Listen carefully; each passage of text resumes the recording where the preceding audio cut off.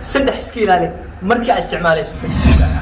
Muuqaalkan ayaa kuu sheegi doonaa saddex qodob oo ay muhiim tahay inaad iska ilaaliso markii aad isticmaalayso Facebook-gaaga.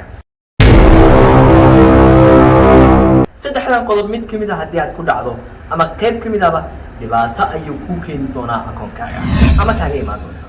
muuqaalkan ayaan kugu tusi doonaa.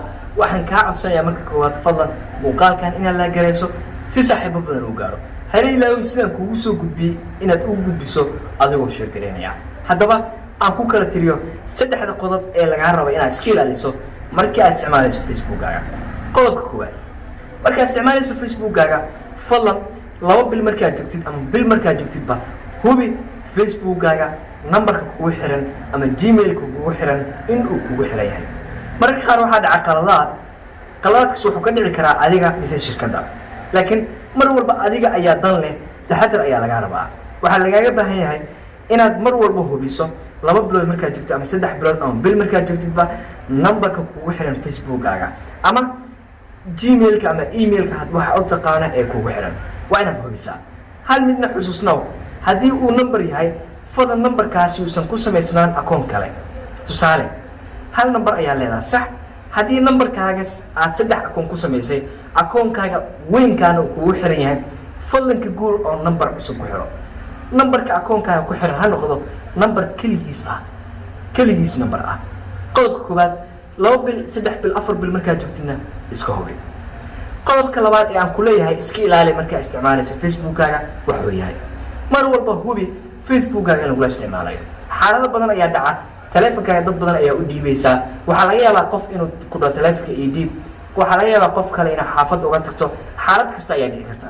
markasta hubi Facebook-gaaga cidda kula isticmaalaysa. waxaad ogaan kartaa Facebook-gaaga taleefanada isticmaalaya, meelaha ay joogaan, barnaamijyada ay ka isticmaalayaan, intaba waa ogaan kartaa. haddaba hubi Facebook in lagula isticmaalayo. 3 biloodba marba fiiri Facebook-gaaga cidda kula isticmaalayso. haddii computer laga isticmaalayo, haddii telefoon laga isticmaalayo, labaduba waad arki kartaa.